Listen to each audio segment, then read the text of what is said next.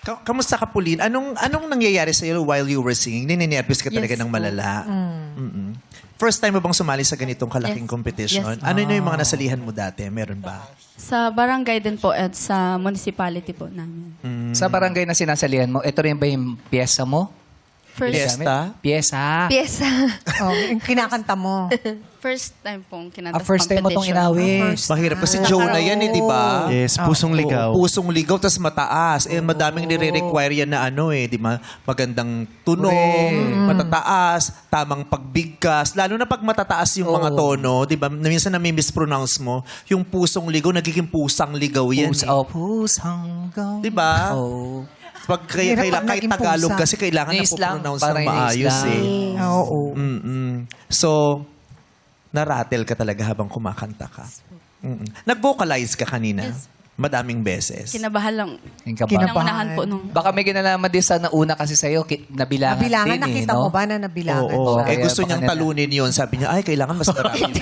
Hindi siya mananalo doon kung mas marami siyang bilang. Mabubong siya doon. Oo, dapat Dapat konti-konti. konti. Baka wala. Bak, in-explain niyo ba sa kanya? Eh, hindi na. Yun nga. Dapat Baka kasi na-explain namin akala, sa'yo. nakailang bilang ba yung una? Ilan ba? Dalawa? Isa. Isang bilang. Oo, kaya sabi nga, tatalunin ko. Hindi pala ganun. Hindi ganun. Dapat walang Baliktad. bilang. Pinapatawa lang Baliktad. kita. Oo. Pero gusto kong malaman mo, tingnan mo yung mukha mo sa monitor, napakaganda mo. Oo. Kahawig mo si Maine Mendoza. Yes! Ang ganda ng Maganda. kanyang pagka-morena. Correct. You're so beautiful. Tsaka, Even the Ang hair bata, and the look. oo. Yes, 18 pa lang si Pauline, pwede ka pang sumali. Oo. Yes, marami pa yan. Madami, Kala mo madami. naman siya nagpapa-audition talaga. Kasi pwede pa siyang Siya kala mo yung talaga nag-a-announce. aabangan niya sa pag nag-audition. Sige, Darren. Check ko ba, Darren, kung babalik siya? Check namin ni Jackie kasi kami Oo. nagsasabi ng mga, oy, mag-audition na every... Talaga.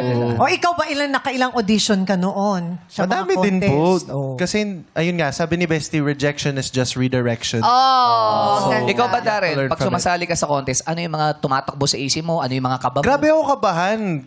Nung sumali ako sa The Voice Kids bago yung blind auditions, yung naduduwal ako backstage, like feeling ko susuka na talaga ako. Ilang months yun? Hindi, ibang sa kaba. Sa kaba ito. Nasa ka pala. Naghanap ka ba ng manggat bagoong pagkatapos ng audition?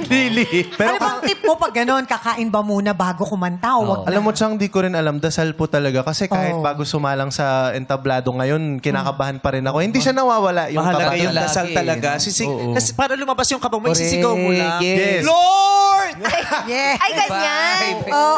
Ramdam mo naman na mahal mo ako. Yes, ganyan na Sabihin mo ganyan. para mawawala yung kaba. Para ma-release. Mawawala yung mga kaba. Kailangan ganun yung tono? Malaking bagay ang pagsigaw, ha? Yes. Katulad yun, di ba sinasabi natin masama yung pagmumura? Masama naman talaga yung pagmumura. Pero base sa pag-aaral, yung pagmumura, nakaka-release kasi yun ng sakit. Ang galit. Ng pain. Kaya di ba yung mga nanganganak, di ba, sa sobrang sa sigaw nila, Yes.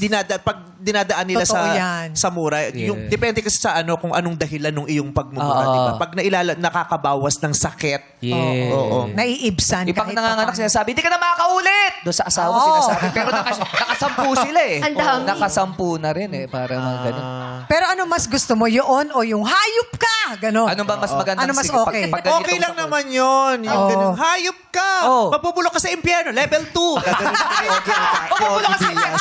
Diba? OG. Mabubulok ka sa impyerno, level 5! Hayop ka! Mabubulok ka sa... Level 10! Pataas ang Workshop pataas pala. yun. Oo. Oo. Pinapatawa ka lang namin. Oo. Oo, kasi para, syempre, kami ang Wala. mga kaibigan mo rito, Yes. nadadamayan ka sa oras sa mga, mga Yes. pagkakataong Tama. nalulungkot ka. True. We will lift you up, we will make you smile, Yes. we will make you laugh, at least kahit papaano. So, paano mo nakikitang haharapin itong pagkakataong ito mamaya pag-uwi? Ikaw ba yung tipong iiyak ka, idadasal mo to, isisigaw mo?